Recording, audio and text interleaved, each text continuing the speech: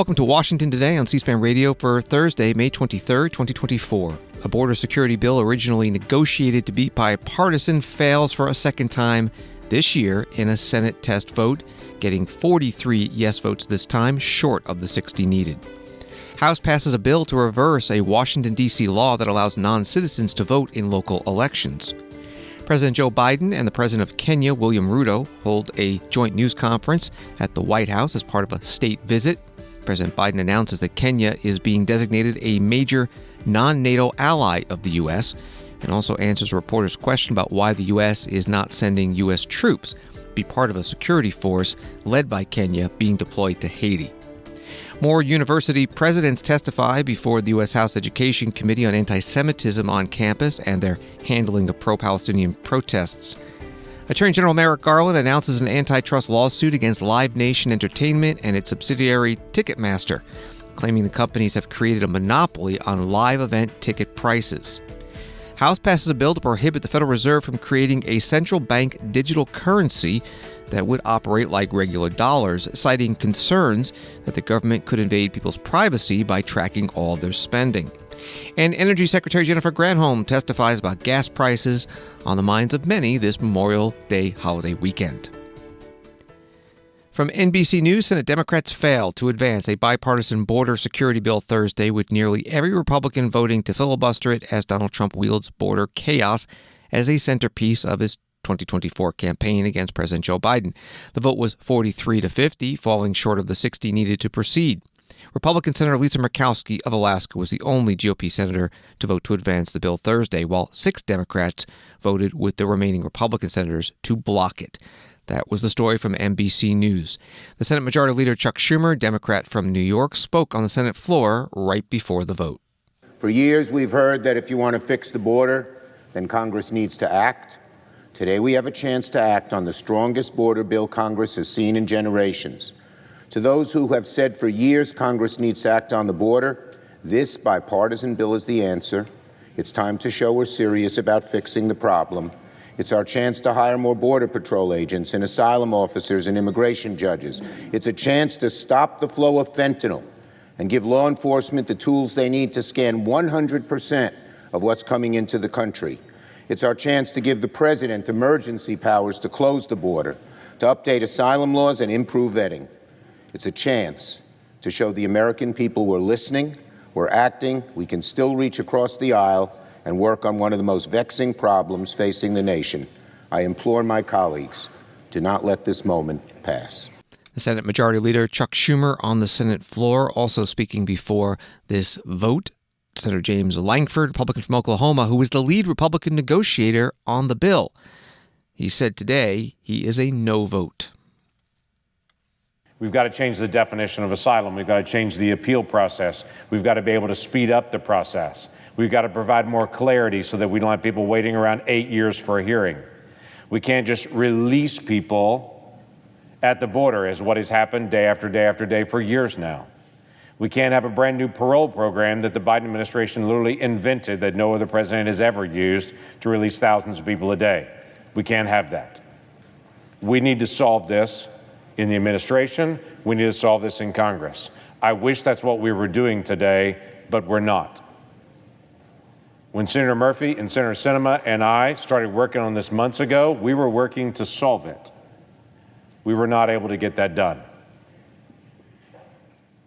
But today is not a bill, today is a prop. Today is a political messaging exercise. Today is an opportunity to be able to have a vote that's sitting out there so people can send fundraising emails out later tonight and say, look, I tried to do something, when no work was actually done to try to get something done and completed and passed today.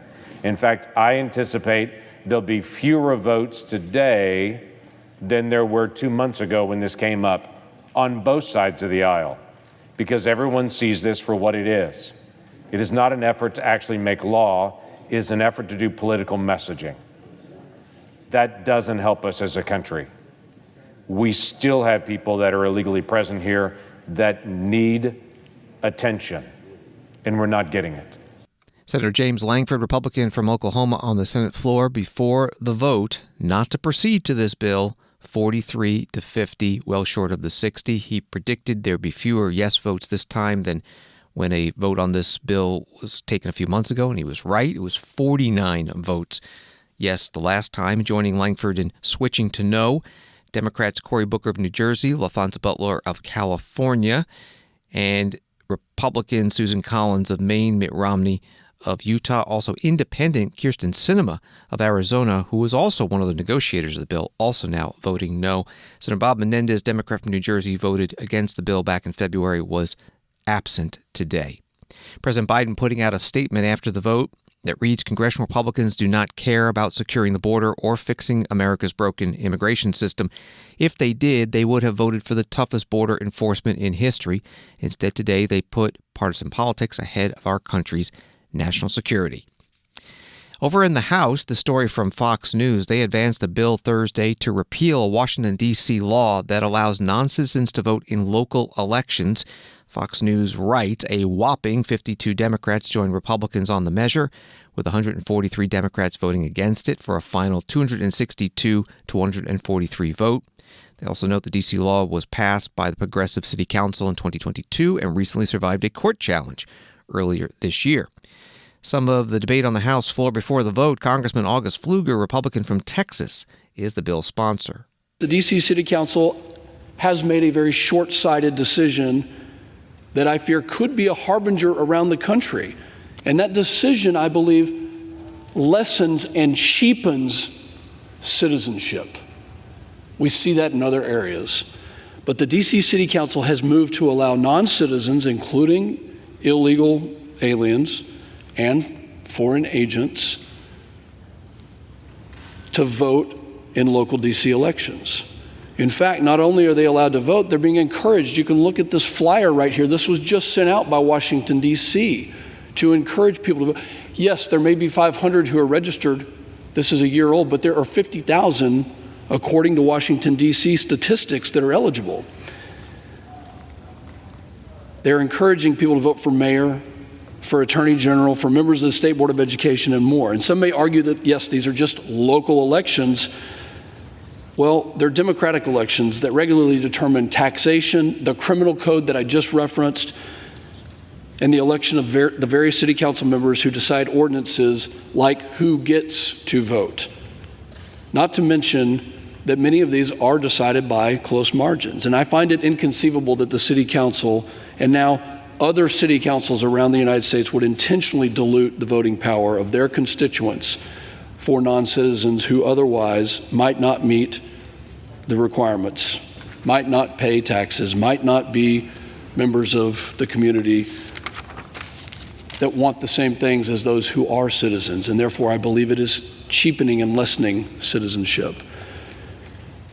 As the capital of our democracy, Washington, D.C. ought to be leading the way, setting the example, not incentivizing the exact practices that our adversaries would relish. Congressman August Pfluger, Republican from Texas, on the House floor. Washington, D.C.'s congressional delegate Eleanor Holmes Norton, a Democrat, spoke in opposition to the bill. There is a long history in the United States, including before its founding, of allowing non-citizens to vote in local, state, local, and federal elections. At various points, 40 states have allowed non-citizens to vote, including Texas, the home of the sponsor of H.R. 192. Congress only first prohibited non-citizens from voting in federal elections in 1996. The House passed a disapproval resolution on the Local Resident Voting Rights Amendment Act in February 2023. The Senate did not vote on the disapproval resolution, and the Local Resident Voting Rights Amendment Act became law in March 2023. Voting, including non-citizens, started earlier this month in D.C. primary elections. Why did Republicans wait to bring H.R. 192 to the floor until voting had already started? They did so to disrupt the elections. The Revolutionary War was fought to give consent to the governed and to end taxation without representation. Yet D.C. residents cannot consent to any action taken by Congress, and they pay full federal taxes without being denied voting representation in Congress. Indeed, D.C. pays more federal taxes per capita than any state and more total federal taxes than 20 states. If House Republicans cared about elections or D.C. residents, they would bring to the floor the D.C. statehood bill, H.R. 51, the Washington, D.C. Admissions Act, which would give D.C. But I grant the gentlelady another 20 seconds. Would give D.C. residents voting representation in Congress and full local self-government. Congress has the constitutional authority to admit the state of Washington, D.C. It simply lacks the will. D.C. residents, a majority of whom are black and brown, are worthy and capable of self-government. Congresswoman Eleanor Holmes Norton, Democrat from the District of Columbia, on the House floor as a congressional delegate. She can debate the bill, but she has no vote. The other members passed this bill 262 to 143, and it now goes to the Senate. From the Associated Press, President Joe Biden on Thursday praised Kenya's William Ruto for his bold leadership as the White House marked the first state visit to the United States by an African leader in more than 15 years, one that comes as the Nairobi government is sending police to Haiti to help quell gang violence in the Caribbean nation. The White House announced Biden's intention to designate Kenya as a major non-NATO ally, an acknowledgement of the growing security partnership between the countries. The 1,000 Kenyan officers prepared to deploy will be part of a multinational force backed by $300 million in U.S. support, but not American troops. As Ruto was welcomed into the Oval Office for a private meeting, Biden noted the two were celebrating a 60-year partnership that was not only delivering for our nation, but delivering for the world. Earlier, Ruto and his wife, Rachel Ruto, had arrived for a pomp-filled ceremony that officials said was aimed at recognizing the growing importance of the U.S.-Kenya relationship. That was from the Associated Press. The White House South Lawn arrival ceremony included a performance from the Howard University Choir.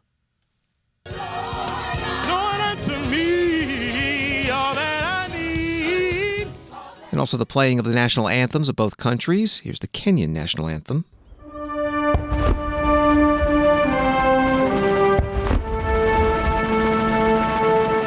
In English, the title is O God of All Creation. President Biden and President Ruto then held an Oval Office meeting followed by a joint news conference at which President Biden announced that Kenya has been named the first sub-Saharan major non-NATO ally of the United States, a designation given to countries not in NATO but with strategic working relationships with the U.S. Armed Forces. I'm proud to announce we're working with Congress to designate Kenya a major non-NATO ally. That's a fulfillment of years of collaboration. Our joint counterterrorism operations have degraded ISIS and al-Shabaab across East Africa. Our mutual support for Ukraine and has rallied the world to stand behind the UN Charter. And our work together on Haiti is helping pave the way to reduce instability and insecurity. And I want to thank you, Mr. President, Kenya's leadership for multinational security support mission in Haiti. Our new global partnership is going to build on all this progress. We're going to meet new challenges with more resources. And it's going to strengthen the security of our countries and our countries around the world. Second, we're deepening our economic cooperation. Both President Ruto and I have focused on growing economies, and growing them from the bottom up, the middle out, the bottom up, and when that happens, everybody does well, not the top down. Because when the middle class does well, the poor have a ladder up, and the wealthy still do very well. That's true in Kenya, that's true in America, and that's true around the world. President Joe Biden at the joint news conference at the White House with the Kenyan President William Ruto, who also talked about the relationship between the countries. My visit provides us, Mr. President, with the opportunity to celebrate 60 years of bilateral relations rooted on shared values of freedom, democracy, rule of law, equality, and inclusivity. My visit takes place at a time when democracy is perceived to be retreating worldwide. The accelerating drift towards regimes indifferent to democratic values is a deep concern to us, and I believe it is time the U.S., working with Kenya, deploys its capabilities and rally like-minded democratic countries to to set up the course for democracy. During our discussions, we agreed on the significant opportunity for the U.S. to radically recalibrate its strategy and strengthen its support for Africa, as discussed at the U.S.-Africa Leadership Summit, by enhancing its investment in the institutions of African integration and increasing support for peace and security. President of Kenya, William Ruto, part of his opening statement at the joint news conference with President Biden at the White House. Another initiative announced, again from an Associated Press article, President Biden and Ruto are using the three-day state visit to Washington in part to call on economies around the globe to take action to reduce the enormous debt burden crushing Kenya and other developing nations. The call to action, termed the Nairobi, Washington Vision, comes as Biden presses his appeal to African nations that the U.S. can be a better partner than economic rival China. Beijing has been deepening its investment on the continent, often with high-interest loans and other difficult financing terms. Biden and Ruto want creditor nations to reduce financing barriers for developing nations that have been constrained by high debt burdens. That was from AP. As mentioned earlier, Kenya is leading the deployment of a force to Haiti to deal with rampant gang violence there. And during the Q&A period with the reporters at the joint news conference, President Biden was asked about the extent of U.S. involvement. Michael Wilner, McClatchy. Thank you, Mr. President. Two questions, if I may, on... No, one. I'm going to do my level best on Haiti and on Israel. Your administration went on a worldwide search for security forces, Beninese forces, Bangladeshi, Canadian, Chilean, any but American forces, to stand up this multinational security support mission for Haiti before Kenya stood up to lead. Can you explain why it is that you believe, on the one hand, that this mission is so critical, and on the other, why it is that you have categorically ruled out contributing U.S. forces to this effort? Is it your goal to beat back Haiti's gangs or to contain them? And on Israel, does the United States... One question. I'll answer your question. Okay. The question with regard to Haiti is, we concluded that for the United States to deploy forces in the hemisphere just raises all kinds of questions that can be easily misrepresented about what we're trying to do and be able to be used by those who disagree with us and against the interest of Haiti and the United States. So we set out to find a partner or partners who would lead that effort that we would participate in, not with American forces, but with supplies and making sure they had what they needed. And so, I'm very grateful for President Ruto's leadership here, multinational effort, but Kenya's willingness to really lead this matters. You're not the only country, but you're leading this effort. And there's going to be U.S. forces, none on the ground, but we're going to supply logistics, intelligence, and equipment. Matter of fact, some equipment has already arrived. And Kenya is stepping up with police, and other countries plan to do as well. The United States is going to support the collective effort here. And of course, Kenya won't be going it alone. We're working with Congress to provide $300 million to MSS mission and an additional $60 million for equipment assistance. And we've received and are continuing to bring major contributions from other partners in as well. President Ruto and I agree that Haitian people deserve better. They deserve peace and security, and I thank him for taking on this responsibility, but we have his back and we're there all the way. President Biden at the joint news conference with the President of Kenya at the White House, part of a state visit that will include a state dinner tonight. This is Washington Today. The U.S. House Education and the Workforce Committee held another hearing today about anti-Semitism on university campuses, with the presidents of Northwestern, Rutgers, and UCLA testifying. This comes as pro-Palestinian protests continue on many campuses around the country in response to the ongoing war between Israel and Hamas and the civilian deaths and devastation in Gaza.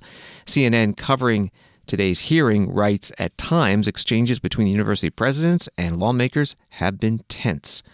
Congresswoman Elise Stefanik, Republican from New York, directed her questions to Northwestern President Michael Schill. President Schill, the ADL released its report card for universities' responses to anti-Semitism, and you're aware that Northwestern was the only university whose grade was downgraded, correct? Yes, I am aware of that. And isn't it also true that the Northwestern earned an F for your failure to respond and combat anti-Semitism, and they called for your resignation? Is that correct? I have great respect for the ADL. I'm not asking your respect for the ADL. I'm asking, is it a fact that you earned an F and they called for your resignation? I have great respect for the ADL. I am sad that they gave Northwestern But an it's F. true. You got an F. Yes. Moving on. Let me tell you why you earned an F. I want to discuss what has been referred to as the Deering Meadows Agreement, your unilateral capitulation to the pro-Hamas, anti-Israel, anti-Semitic encampment. But let's talk about what has occurred on this encampment. Isn't it true that a Jewish Northwestern student was assaulted? So I want to question the premise of your question. No. I'm asking the questions. You're answering. Wasn't it true? No. It is not a capitulation. I'm asking the question. You're required to answer. Isn't it true that a Jewish Northwestern student was assaulted? There are allegations that a Jewish student was assaulted. We are investigating those allegations. Isn't it true that a Jewish student was verbally harassed and stalked to Hillel? There are allegations of that sort, and we are investigating them. Isn't it true that a Jewish student wearing a yarmulke was spat on? All of these are allegations that are being investigated. How long are these investigations going to occur? Well, if you remember, the encampment was up just a few weeks ago. So we believe at Northwestern in due process. We believe in investigations. We believe. So when are the investigations going to be finalized? I'm not going to be able to tell you that. They'll be finalized when the Conduct Office and the Title VI Office, which are well on this issue. This is why you've earned an F. Isn't it true that a Jewish student was told to, quote, go back to Germany and get gassed, end quote? I've heard that alleged. Again, it is being investigated. We will investigate any claim of discrimination or harassment. But it is a fact. You said that there have been 0 suspensions, 0 expulsions. Thus far, with lots of investigations on their way. Congresswoman Elise Stefanik, Republican from New York, questioning Northwestern University President Michael Schill at today's Education and the Workforce Committee hearing. Congresswoman Ilhan Omar, Democrat from Minnesota, asked another witness, Gene Block, University of California, Los Angeles chancellor, about an attack on pro-Palestinian protesters on his campus. The recent images from UCLA are appalling. What is more appalling is that it was completely preventable. You could have prevented this by protecting the diverse groups of pro-Palestinian students that were peacefully gathered on campus to share meals, stand in solidarity against a brutal genocide. You could have prevented this by protecting these students' First Amendment right to assemble. You could have prevented this when you learned about rats being released into the encampment. You could have prevented this when there was an anonymous group funded and constructed, again, a giant video with loudspeakers to play vile and disturbing footage. You could have prevented this when you saw an angry mob on campus on the night of April 30th, but you did not. Instead, you, the UCLA leadership and law enforcement, stood by for hours as the mob of agitators gathered near the encampment with a clear intention to cause violence. And because of your inaction, they acted on the intention and brutally attacked students you were responsible for. This happened in front of your eyes, on your campus, and it was live streamed for the whole world to see. So I would like to know, if you are truly committed to keeping your students safe, how did you fail these students at many critical points where you could have intervened? Thank you for the question, but I'm sorry, but I reject the premise. These students. How do you reject the premise? Are these pictures lying? Are these pictures, are any of these people in jail? Can I finish my statement? No, are any of these people in jail? Are any of these people arrested? LAPD is working on trying to identify the people who were assailants that evening. We were committed to finding out the people that were involved. It's been over a month. Congresswoman Ilhan Omar, Democrat from Minnesota, questioning Gene Block, UCLA chancellor, at today's House Education and the Workforce Committee hearing. You can find the full hearing at our video library at cspan.org. Story from Reuters yesterday out of Los Angeles. The police chief for UCLA has been removed from his post 3 weeks after campus officials came under fire for their handling of a violent overnight mob attack on pro-Palestinian activists encamped at UCLA. John Thomas, who was formerly named head of the UCLA police force in January after a year as interim chief, has been reassigned temporarily pending an examination of our security processes, the vice chancellor said in a statement. Also, some reports out of Harvard University that hundreds of graduates walked out of their commencement today after the school announced 13 students who participated in the recent pro-Palestinian protests on campus there would not be allowed to receive their diplomas with fellow students. Groups of graduates walking out chanting "Free, Free Palestine" and "Let them walk." Washington Today continues in a moment. Hi, it's Kayla from C-SPAN. Imagine 45 years ago when there was just a handful of television networks.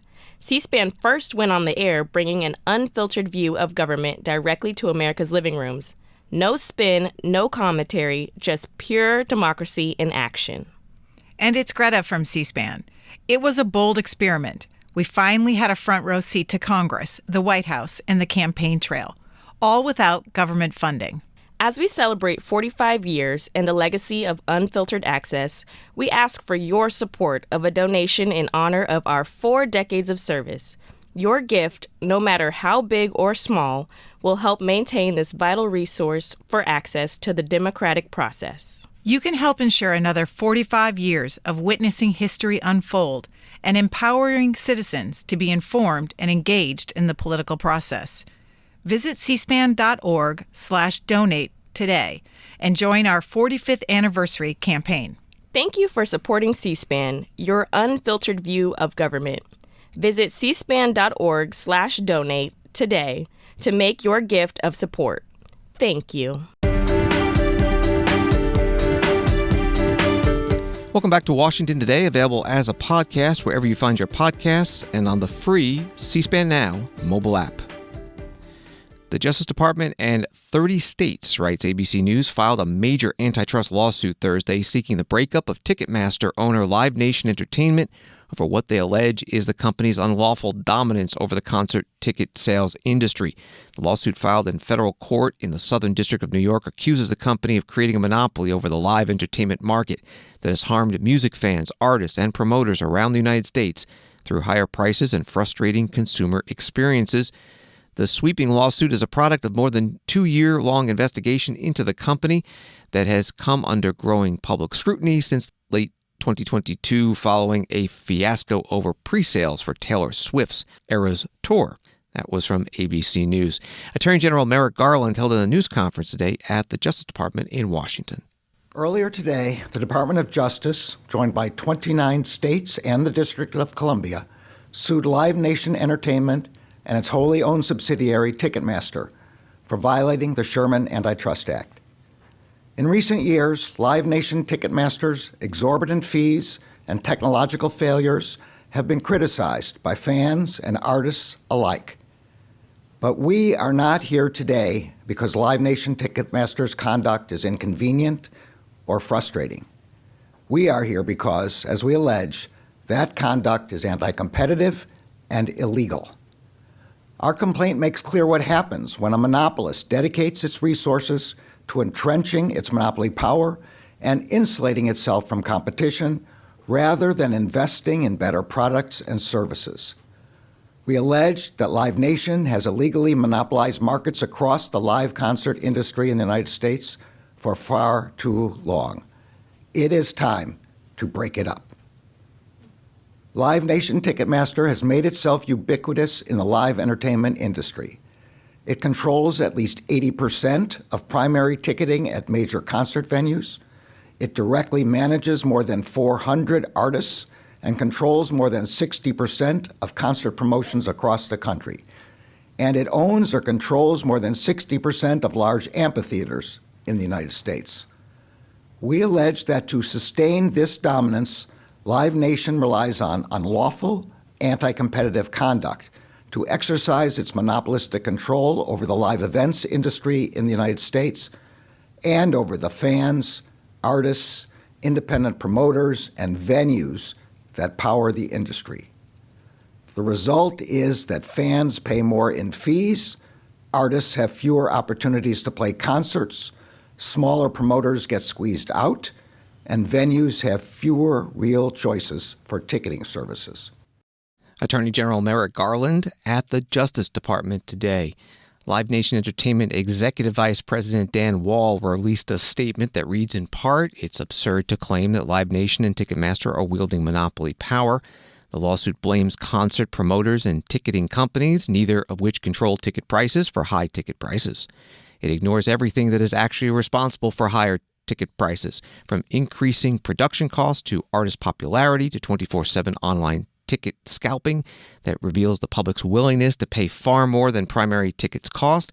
It blames Live Nation and Ticketmaster for high service charges, but ignores that Ticketmaster retains only a modest portion of those fees. In fact, primary ticketing is one of the least expensive digital distributions in the economy." Part of the statement from Live Nation Entertainment Executive Vice President Dan Wall. Story from thehill.com. The House passed a bill Thursday barring the Federal Reserve from issuing a central bank digital currency, CBDC, unless it has explicit authorization from Congress. The CBDC Anti-Surveillance State Act passed the chamber by a 216 to 192 vote, almost entirely along partisan lines. The move is largely symbolic, as the Fed has not put forward plans to issue a CBDC and has repeatedly emphasized that it would not move forward without congressional approval. Even so, Republicans, including former President Trump, have voiced concerns about potential government misuse. That was from The Hill. The sponsor of the bill was Congressman Tom Emmer, Republican from Minnesota, the majority whip. The bill is simple. It halts the efforts of this administrative state under President Biden from issuing a financial surveillance tool that, if not done correctly, will fundamentally alter the lives of every American. Unlike decentralized cryptocurrencies, a CBDC is a digital form of sovereign currency that is designed, issued, and monitored by the federal government. It is government-controlled, programmable money that, if it's not designed to emulate cash, could give the federal government the ability to surveil and restrict Americans' transactions and monitor every aspect of their daily lives. And this is not hyperbole. We've already seen examples of governments developing these types of tools and use them to weaponize their financial systems against their citizens. In China, the Communist Party employs a CBDC that can be used to monitor citizens' spending habits. Closer to home in the Western Hemisphere, the Canadian government demonstrated the power of federal financial surveillance and control when it froze the bank accounts of hundreds of truckers protesting the COVID vaccine mandate in 2022. It is naive to believe that your government won't weaponize the tools it has to control you. Congressman Tom Emmer, Republican from Minnesota, the majority whip on the House floor. Speaking against this bill, Congressman Jim Himes, Democrat from Connecticut. We have gone into conspiracy world here in what was otherwise a trajectory of remarkable bipartisan work on this new strange world of cryptocurrency and crypto assets. Now we're talking about the oppressed citizens of Canada, the surveillance state. They're going to tell you what their cars are doing and appliances. I guess we can't do too much bipartisanship before we have to revert to the madness of conspiracy theories. Folks, why did we do what we did yesterday with Fit 21? It split my party. There were people of goodwill on both sides of that. The reason a number of Democrats, including myself, supported Fit 21, which was not our preferred bill, was because in the context of the possibility of innovation, you open options. We don't know what this stuff is going to look like 5 or 10 years from now, so we open options. That's why we did what we did yesterday. Today, Because of conspiracy world, we are closing options. Now, I don't know what a CBDC might look like 5 or 10 years from now. I suspect, having written a white paper on it, that there might be a portion of the population that instead of using Joe's stablecoin, might actually value a stablecoin that was backed by the full faith and credit. But I don't know, and you don't know. So let's keep our options open. Let's allow for the possibility and research that, by the way, every other country out there, like the United Kingdom, not China, but the United Kingdom is doing, to see if we can open the path for innovation. Let's not close it. Congressman Jim Himes, a Democrat from Connecticut, on the House floor. The House passed this bill. The vote was 216 to 192. 3 Democrats joining the Republicans in voting yes. On Wall Street today, the Dow down 605, NASDAQ down 65, S&P down 39. Price of gasoline came up today on Capitol Hill with the Memorial Day holiday weekend about to begin. Tens of millions of Americans expected to drive, often long distances, to their destinations. AAA says the average price of a gallon of gas across the country is $3.62, up 6 cents from a year ago. California has the highest average, $5.17. Congressman Michael Waltz, Republican from Florida, questioned the Energy Secretary Jennifer Granholm at a House Oversight and Accountability Committee hearing today. Energy and federal government spending are the 2 greatest drivers of inflation, and it is eating Americans alive. They can't afford rent. They can't afford groceries. They can't afford electricity, right there in your wheelhouse. They can't afford gas. So how are we, with the energy prices so high, with spending so high on a lot of these credits, by the way, EVs only make up 1% of the cars on the road, how are we driving down prices to help the American people?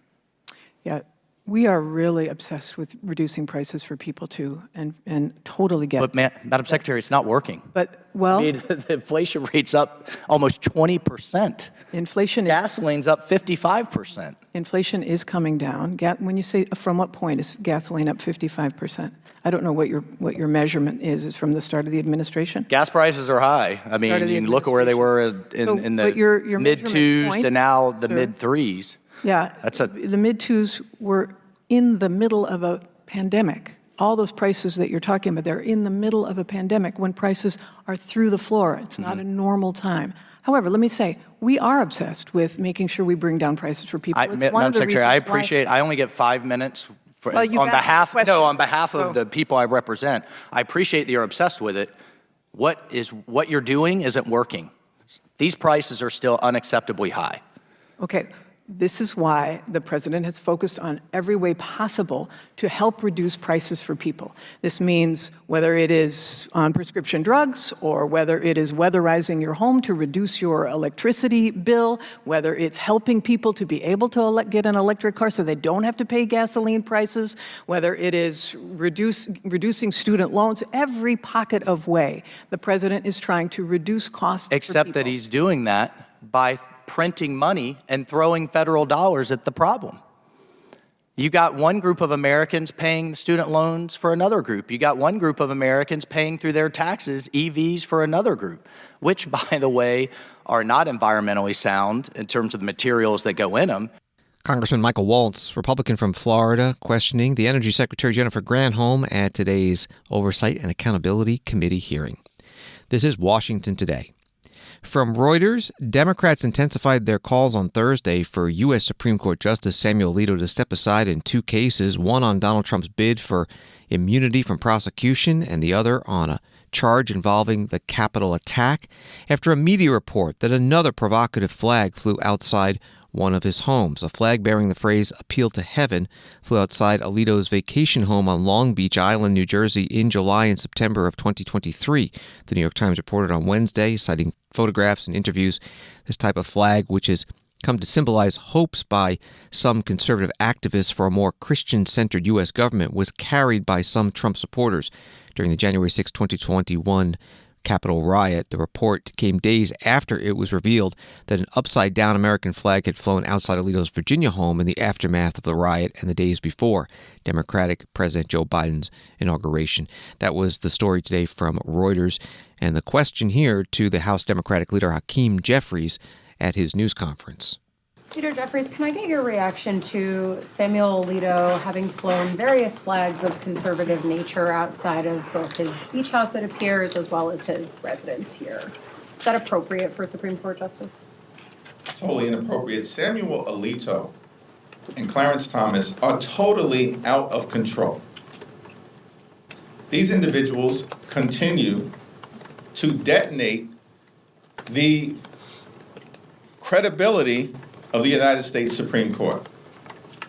In the case of Samuel Alito, he definitively needs to recuse himself from any matter pending before the United States Supreme Court that has to do with the January 6th violent insurrection. He should have no part of it. Part of the problem that we confront is that the Supreme Court has chosen to conduct itself as if the judiciary is above the law. In America, no one is above the law. That includes the Supreme Court, that includes Samuel Alito, and that includes Clarence Thomas. If the Supreme Court does not get its act under control, you can be confident that Democrats in the House of Representatives, partnering with Democrats in the United States Senate, will act the first opportunity we have to engage in thorough oversight and the consideration of imposing an ethical code of conduct on Supreme Court justices. The House Minority Leader Hakeem Jeffries, Democrat from New York, at a news conference today in Washington. A Supreme Court decision today, as reported by the Washington Post, the court on Thursday allowed the use of a South Carolina congressional map that a lower court said exiled thousands of black voters to carve out a district safer for a white Republican incumbent. At issue for the court was whether South Carolina's new map, which was created by a GOP-led state legislature and moved black voters from one district to another, was permitted to bolster the Republican majority or was an unconstitutional effort to divvy up voters by race. The 6-3 conservative majority reversed the lower court finding that the map was an unconstitutional racial gerrymander but gave black voters a chance to continue the case using a different argument. That was from the Washington Post. And from CNN, former President Donald Trump is scheduled to hold a rally Thursday in the Bronx as his campaign looks to make inroads with Hispanic and black voters ahead of November's election. The event in one of the most Democratic counties in the country comes days ahead of closing arguments in Trump's New York criminal hush money trial. Trump faces 34 felony counts and has pleaded not guilty. That was from CNN. Donald Trump, the presumptive presidential nominee for the Republican Party this year, was interviewed Wednesday night on WABC radio in New York and was asked why he did not testify in the hush money trial. Mr. President, in the New York City trial, your defense rested its case without you taking the stand. You said you would absolutely testify. Why did you decide ultimately not to take the stand? Was that a hard decision for you? Yeah, because he made rulings that makes it very difficult to testify. Anything I did in the past, they can bring everything up. And you know what? I've had a great past, but anything. But the other thing is, and the main reason, and I don't even mind that. In fact, I like talking about it because we had rigged cases. New York is out of control, and they can solve it with a good appellate. We won in the Engoron case. He doesn't know anything about what he's doing, and he's totally corrupt. That's a different case.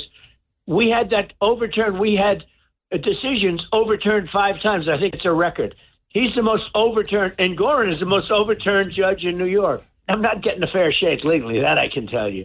Former President Donald Trump, the presumptive Republican presidential nominee this year, on WABC radio in New York Wednesday night. Story from the New York Times. Former President Donald Trump accused the Biden administration on Tuesday of having been prepared to kill him during a 2022 search for classified documents at Mar-a-Lago, his private club and residence in Palm Beach, Florida, making the false claim that President Biden was locked and loaded in a fundraising email. The claim relied on a misrepresentation of a standard Justice Department policy on the use of deadly force in its operations. That was the reporting from the New York Times. A reporter asked the Attorney General Merrick Garland about this today. Most of us got a solicitation email this morning from the former President of the United States saying that the Justice Department had authorization to kill him during the Mar-a-Lago raid.